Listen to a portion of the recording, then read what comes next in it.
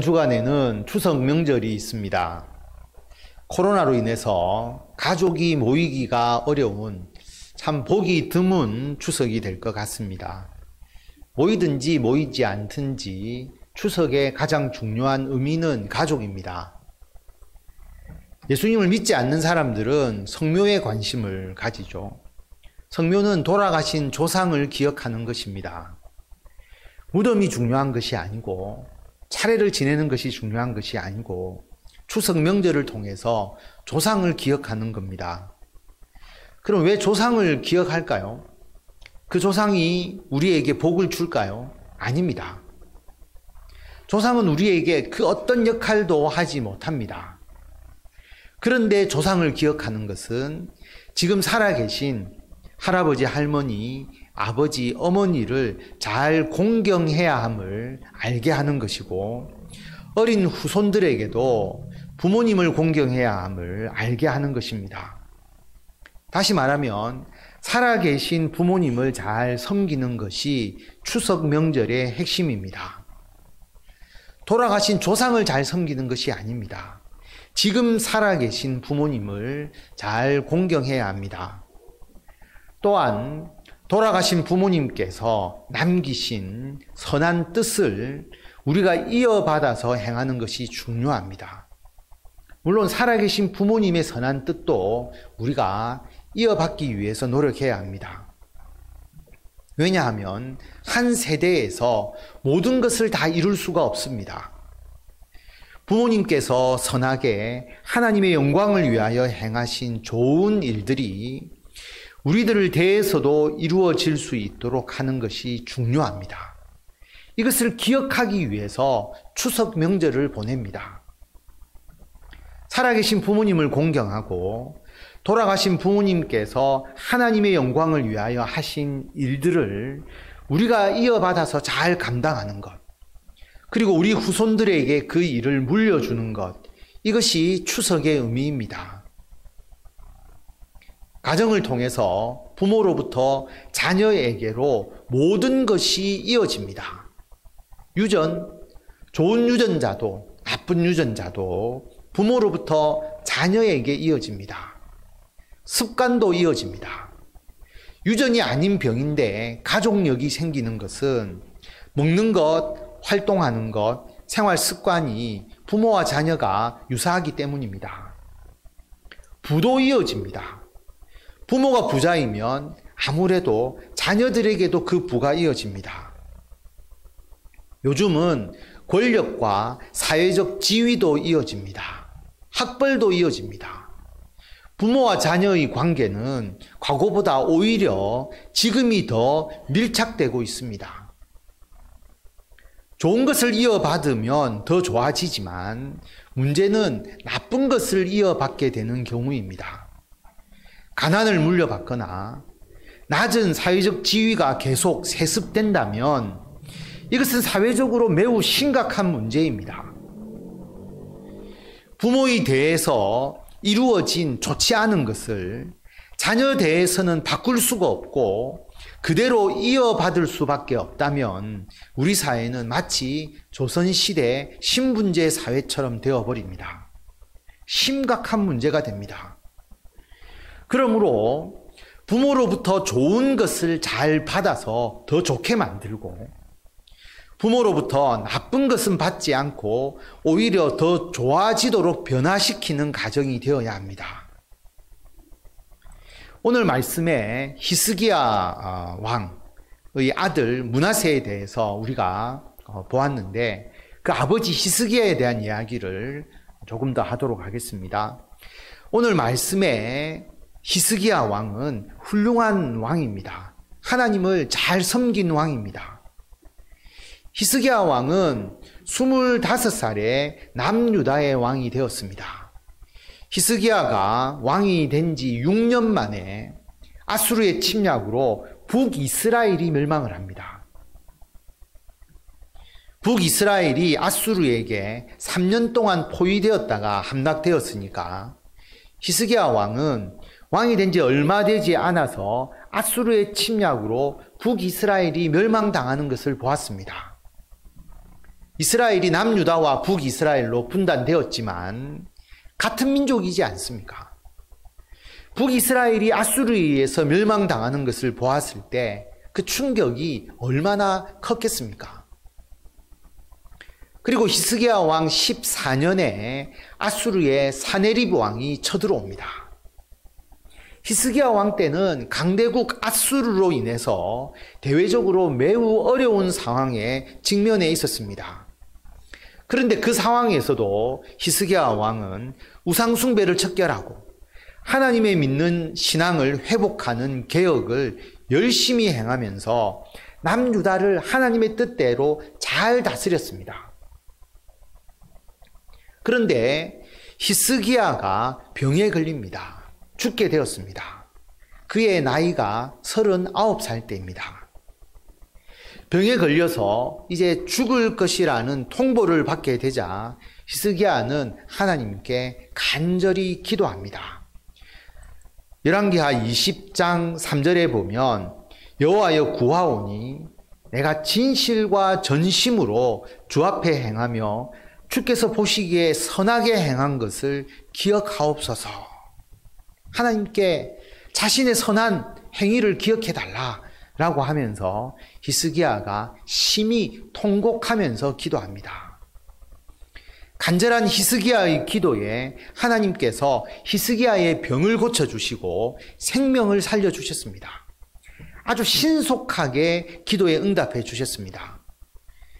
이사야 선지자가 히스기야 왕에게 너는 죽을 것이다 선포하고 다시 돌아가는 도중에 하나님이 말씀하셔서 히스기야의 기도에 응답해 주셨습니다. 히스기야가 빨리 하나님께 기도했고 하나님도 빨리 응답해 주셨습니다.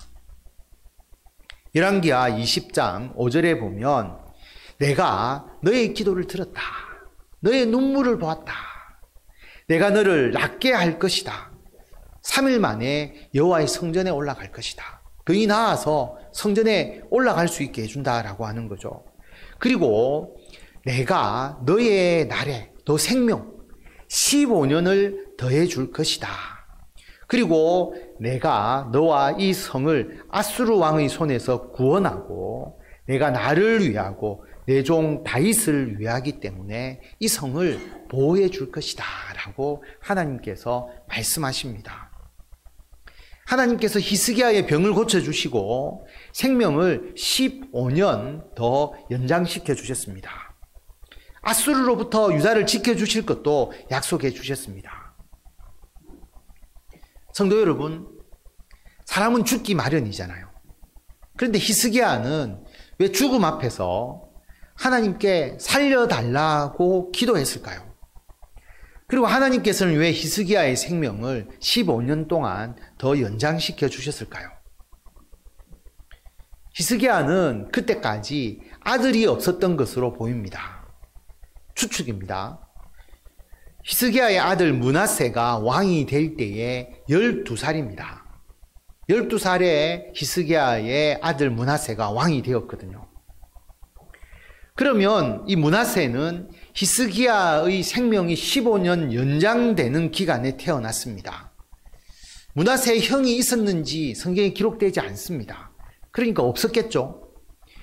만약에 장남이 있었다면 므낫세에게 왕위를 물려주지는 않았을 것이죠. 그렇다고 본다면 히스기야가 이때 죽었다면 후손이 끊어지는 상황입니다. 왕의 후손이 없는데 자신이 죽으면 안 되기 때문에 하나님께 살려달라고 기도한 것으로 보입니다. 그리고 그 당시는 아수르의 침략으로 나라의 존립이 심각한 상황이었습니다. 그래서 만약 히스기야 왕이 죽으면 나라의 큰 문제를 해결할 주체가 없게 됩니다. 또 하나님 믿는 신앙으로 유다를 개혁하고 있는 중이었는데 이 일도 계속되어야 했습니다.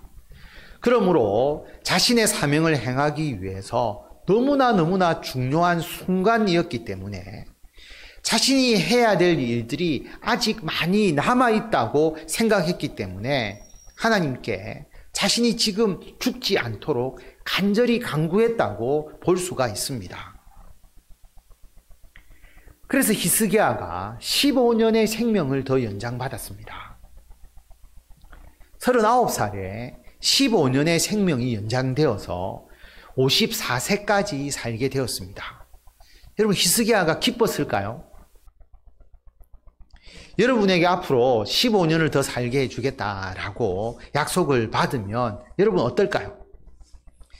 80이 훨씬 넘으신 분들은 15년이면 그래도 괜찮겠네라고 생각하실지 모르겠지만, 그보다 더 젊으신 분들은 15년 절대로 만족하지 아니하실 겁니다. 15년이면 긴 시간이지만 어떻게 보면 짧은 시간입니다.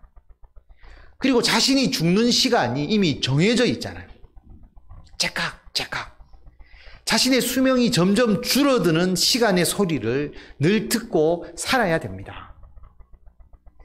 하나님께서 언제 죽을지 모르게 그냥 15년이라고 말씀하지 않고 그냥 살려만 주셨더라면 더 좋지 않았을까요? 히스기야가 병에서 치유된 지, 그래서 치유되어서 15년의 생명이 더 연장된 후 3년 후에 아들 므낫세가 태어났습니다. 후손이 생겼습니다.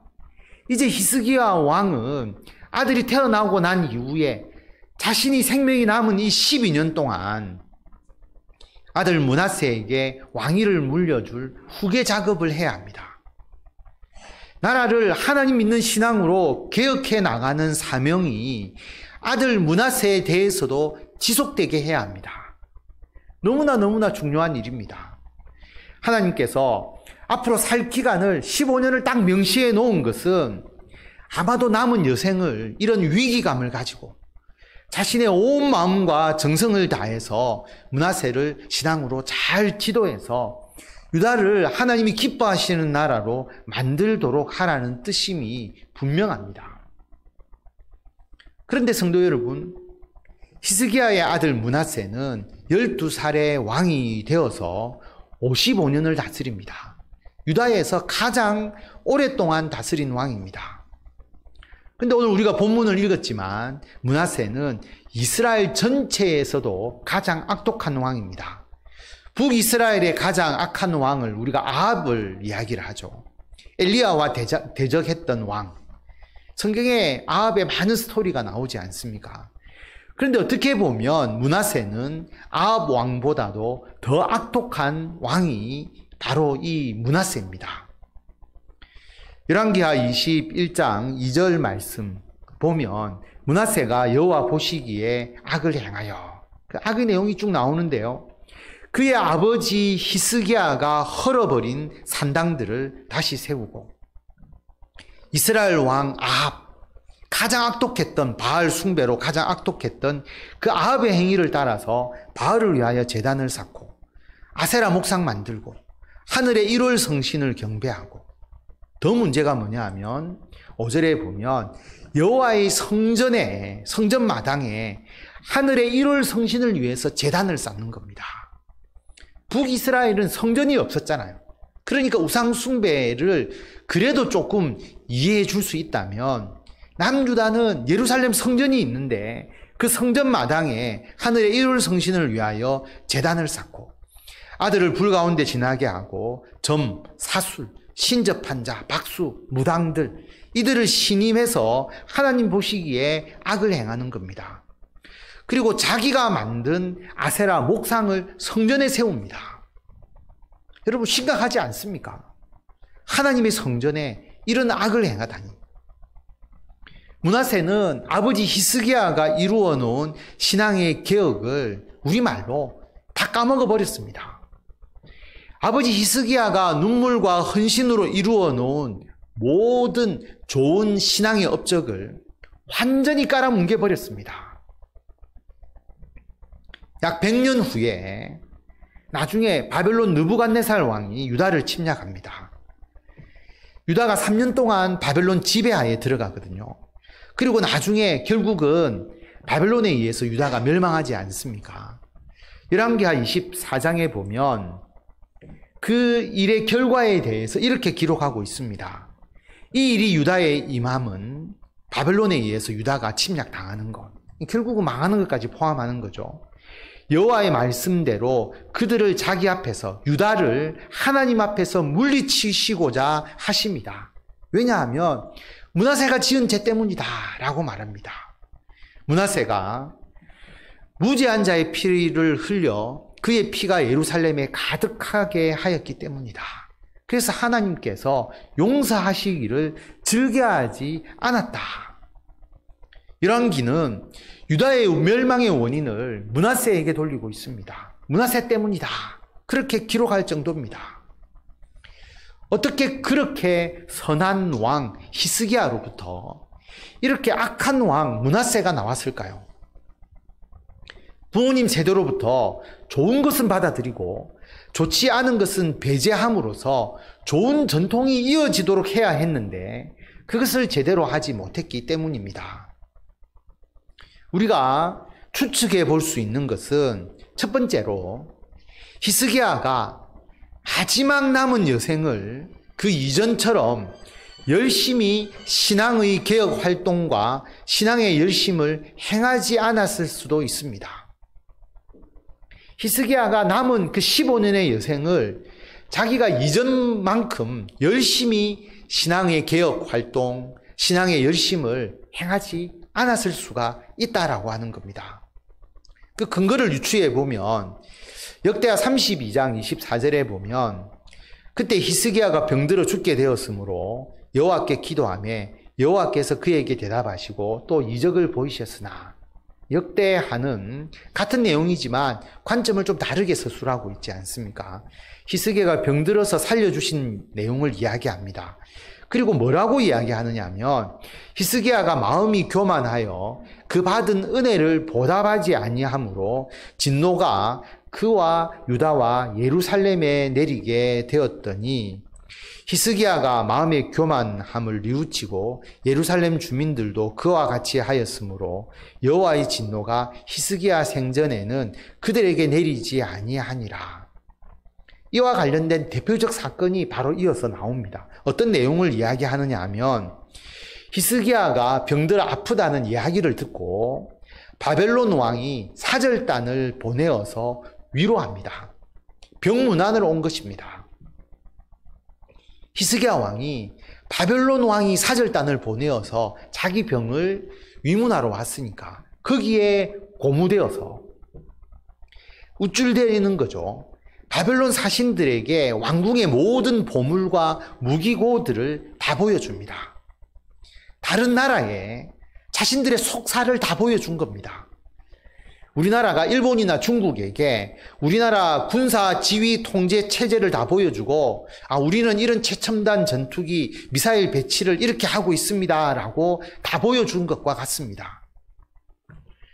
열왕기하 20장 17절에 보면 이 사건이 있은 후에 이사야가 히스기야 왕에게 하나님의 말씀을 전합니다. 뭐라고 이야기했느냐 하면 여호와의 말씀이 날이 이르리니 왕궁의 모든 것과 왕의 조상들이 오늘까지 쌓아두었던 것이 바벨론으로 옮긴 바 되고 하나도 남지 않을 겁니다. 또 왕의 몸에서 날 아들 중에서 사로잡혀서 바벨론 왕궁의 환관이 될 것입니다. 바벨론에 의해서 나라가 끌려가고 그리고 왕의 후손들이 거기서 고통을 겪을 겁니다. 그걸 이야기하는 거죠. 히스기야가 어리석게 행동한 것 때문에 바벨론이 유다를 침략하기가 용이하게 돼버린 겁니다.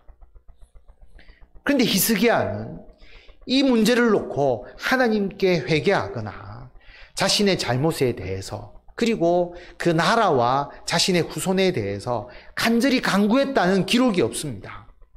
반면에 이런 내용이 나옵니다. 바로 이은 말씀인데요. 세 번역으로 제가 알려드리겠습니다.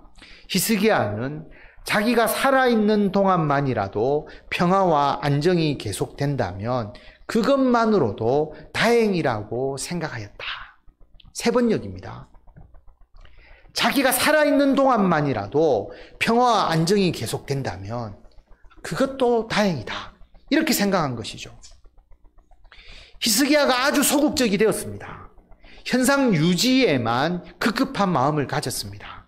그러면 신앙의 개혁, 신앙의 발전이 없습니다.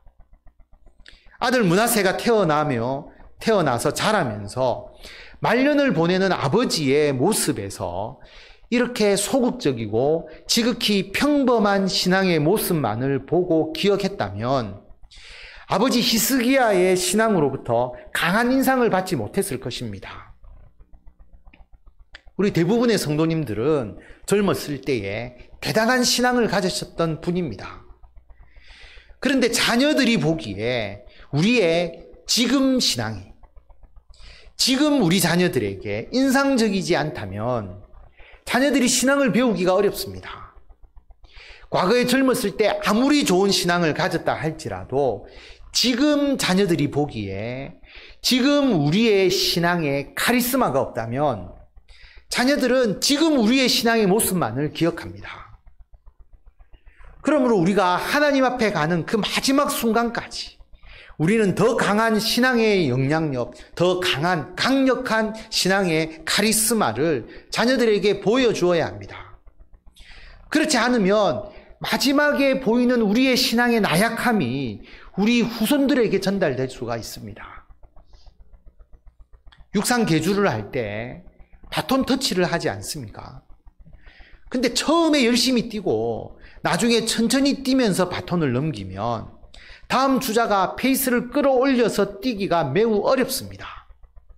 그래서 그 앞주자는 마지막 순간까지 최선을 다해서 속도를 끌어올려서 바톤을 넘겨야 다음 주자가 더 잘 달릴 수가 있습니다. 우리가 나이가 든다고 신앙생활이 시들시들해져서는 안 됩니다. 자녀가 보기에 우리가 나이가 들면 들수록 더 열심히, 더 능동적으로, 더 훌륭한 신앙의 모습을 하도록 우리가 보여주어야 합니다. 그래야 우리 신앙의 좋은 면을 다음 세대의 우리 자녀들에게 전달할 수가 있습니다. 그 좋은 면을 우리 자녀들이 잘 받아들이고 더 키워서 우리 자녀들이 더 큰 은혜와 복을 받아 누릴 수가 있습니다. 두 번째로 히스기야는 아들 므낫세의 신앙 교육을 제대로 하지 못했을 수가 있습니다.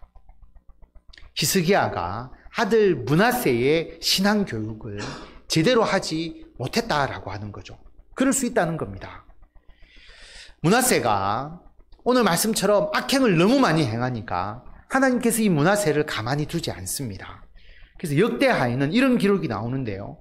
역대하 33장 10절에 보면 여호와께서 므낫세와 그의 백성에게 이르셨으나 그들이 듣지 아니하므로 여호와께서 아수르 왕의 군대 지휘관들이 와서 치게 하심에 그들이 므낫세를 사로잡고 쇠사슬로 결박하여 바벨론으로 끌고 가게 하십니다. 므낫세가 바벨론에 끌려간 것이죠. 그래서 12절에 보면 그가 환난을 당하여 그의 하나님 여호와께 간구하고 그의 조상들의 하나님 앞에 크게 겸손하여 기도하였으므로 하나님께서 그의 기도를 받으셔서 그의 간구를 들으셔서 그가 다시 예루살렘에 돌아와서 왕위에 오를 수 있도록 해주셨습니다. 그러니까 므낫세가 그제서야 여호와께서 하나님이신 줄을 알았더라. 그제서야 여호와가 하나님이신 줄을 깨닫게 됩니다. 환난을 당하니까, 고통을 겪으니까 그때서야 므낫세가 하나님을 찾습니다. 하나님 앞에 겸손하여서 엎드려 기도합니다. 이 말을 뒤집어 생각해 보면 므낫세는 어린 시절을 보낼 때에 고통을 겪지 못했습니다. 신앙의 연단을 받지 못했습니다. 역대 32장에 보면 히스기야가 가진 그 부와 영광을 알 수가 있는데요. 히스기야가 부와 영광이 지극한지라 은금과 보석과 향품과 방패와 온갖 보배로운 그릇들을 위하여 창고를 세우며, 창고를 세웠다는 것은 남아 돌았다는 거잖아요. 보관하고 있었습니다. 곡식과 새 포도주와 기름의 산물을 위하여 창고를 세우고 온갖 짐승의 외양간을 세우고 양떼의 우리를 갖추고 양떼와 많은 소떼를 위하여 성읍들을 세웠으니 이는 하나님이 그에게 재산을 심히 많이 주셨음이며 히스기야가 그의 모든 일에 형통하였더라. 아버지 히스기야 때에 너무나 형통하니까 아들 므낫세는 너무나 평안하게 안주했을 가능성이 높습니다. 여러분, 신앙이 너무 평안하면 정체가 됩니다. 정체가 되면 타락하게 됩니다. 신앙은 끊임없이 도전하고 그리고 도전하면서 살아서 생동해야 합니다. 끊임없이 개혁하고 변화되고 도전하고 싸우고 신앙은 스스로를 지속적으로 연단해야 합니다. 고생하라는 것이 아니고요. 우리에게 고생이 있어야 된다는 것이 아니라 항상 새로운 사명을 위해서 우리가 헌신해야 합니다. 더 큰 꿈과 더 큰 비전을 품고 지속적으로 그 사명을 위해서 기도하며 노력하며 성취해 나가야 합니다. 이것이 살아있는 신앙입니다. 그런데 므낫세는 어릴 때 이것을 경험하지 못했습니다. 히스기야 왕이 정말 고생하며 영적 전쟁을 통해서 어떻게 보면 목숨을 걸고 신앙을 개혁하면서 이루어 놓은 이 평강과 번영인데 하나님께서 그래서 복을 주신 것인데 아들 므낫세는 그 과정을 보지 못하고 그 내면을 보지 못하고 외형만 보고 자랐으니까 신앙에 안주하다가 신앙의 본질을 잃어버린 겁니다. 그러다가 큰 고난을 겪은 후에서야 비로소 하나님을 찾고 하나님을 만났습니다. 우리 신앙의 어르신들은 핍박과 박해 속에서 신앙을 지켜오셨습니다. 참 어려운 시절을 보내면서 하나님께 대한 간절함이 있었습니다. 생활도 어렵고 힘들었고요. 신앙생활도 정말 힘들었고요. 차가운 마룻바닥에서 무릎 꿇고 예배하고 기도할 수밖에 없는 그 간절함과 애통함이 있었습니다. 뿐만 아니라 나라의 복음화를 위한 뜨거운 열정이 있었습니다. 그러니까 하나님께서 우리나라에 복을 주셨습니다. 교회에 복을 주셨습니다. 그리스도인들이 잘 되게 하셨습니다. 그 은혜로 말미암아 우리들은 지금 좋은 예배당에서 신앙에 큰 핍박이나 어려움이 없이 신앙생활을 할 수 있게 되었습니다. 그러다 보니까 자칫 잘못하면 우리와 우리 자녀들은 지금의 평안함에 그러한 신앙에 안주할 위험이 있습니다. 예배를 별로 중요하게 생각하지도 않고 신앙의 우선순위는 다른 모든 일을 한 후에 가장 뒤로 쳐져버리고 나라와 세계의 복음화를 위한 뜨거운 열정은 사라져버리고 만약 이렇게 되어버린다면 우리 자녀들은 므낫세처럼 큰 고통을 겪은 후에야 비로소 하나님을 다시 찾게 될 것입니다. 만약 그렇게 된다면 얼마나 안타까운 일입니까? 그러므로 성도 여러분, 평안하고 안정적인 우리들의 신앙, 주님께서 주신 복입니다. 이건 지켜야 되죠.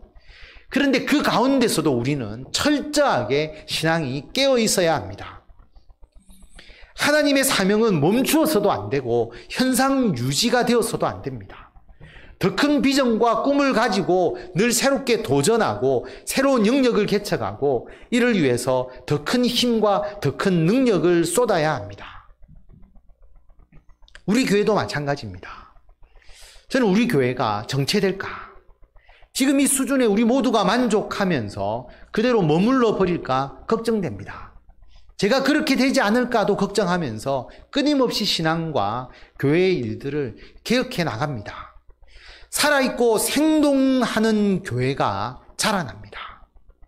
겨자씨에서 큰 나무로 성장합니다.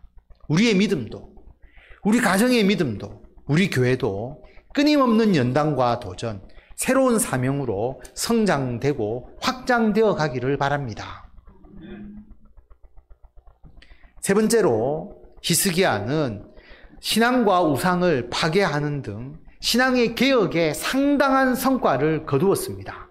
그렇지만 거짓 선지자와 우상 숭배자들을 완전히 정리하지 못했습니다. 히스기야가 신앙의 개혁 활동을 잘했지만 우상 숭배자, 거짓 선지자, 박수무당들 이들을 완벽하게 정리하지 못한 것이죠. 그러다 보니까 히스기야가 죽고 12살 된 아들 므낫세가 왕이 되니까 아마도 이들 우상 숭배자들이 다시 득세하게 되고 므낫세가 나이가 어리니까 므낫세가 이들에게 휘둘렸을 가능성이 높아 보입니다. 성도 여러분, 자녀들이 신앙생활을 잘 할 수 있는 환경을 우리가 조성해 주어야 합니다. 아직 제사와 차례를 지내고 있는 분이 있다면 여러분 대해서 정리해 주셔야 합니다. 너희들이 커서 알아서 해라. 그렇게 하면 안 됩니다. 자녀들에게 짐을 넘겨서는 안 됩니다. 우리 자녀들이 앞으로 신앙생활을 하는데 장애 요인, 방해 요소가 될 만한 것들이 무엇인지를 여러분들이 기도하면서 발견하시고 그것을 지금 정리해 주셔야 합니다. 그걸 해결해 주셔야 합니다. 우리가 영원히 자녀들의 신앙에 보호막이 될 수는 없지 않겠습니까? 우리가 언젠가는 하나님의 부르심을 받아서 하나님께로 갑니다. 자녀들이 스스로 신앙생활을 해야 할 시점이 되었을 때에 자녀들이 신앙생활을 더 잘할 수 있도록 우리가 지금 그 환경을 만들어주고 도와주어야 되고요. 그들이 하나님의 더 큰 복과 은총을 받아 누릴 수 있도록 그 환경을 우리가 지금 조성해 주어야 합니다. 반면 우리 자녀들이 미혹을 받거나 유혹을 받거나 그들의 신앙을 해방하는 그런 요소들이 있다면 우리가 지금부터 제거해 주어야 합니다. 말씀을 정리합니다. 우리가 하나님께 받은 사명은 우리 대에서 모두 완성될 수가 없습니다. 주의 복과 은혜는 대대손손 이어지면서 커야지 우리들의 대에서만 그 복과 은혜를 받고 끝내버리는 것이 아닙니다. 그러므로 우리 자녀들에게, 다음 세대들에게 그 사명이 이어져야 합니다. 우리가 행한 좋은 것, 우리가 받은 은총과 복은 우리 자녀들에게 더 큰 은총과 복으로 임하고, 우리에게 있었던 좋지 않은 것들은 우리 자녀들이 거르고 배제하고 오히려 복과 은총으로 더 변화되도록 해야 합니다. 이를 위해서 우리는 하나님께서 부르시는 마지막 순간까지 신앙의 긴장감을 놓지 않고 더 뜨겁게, 더 열심히, 더 간절하게 하나님의 사명을 행해야 합니다. 자녀들에게 신앙의 카리스마를 마지막 순간까지 우리가 보여주어야 합니다. 그리고 우리와 우리 자녀들이 항상 새롭게 도전하는 신앙, 새로운 사명을 개척하고 이루어가는 신앙, 그래서 영적으로 늘 연단받는 신앙이 되도록 해야 합니다.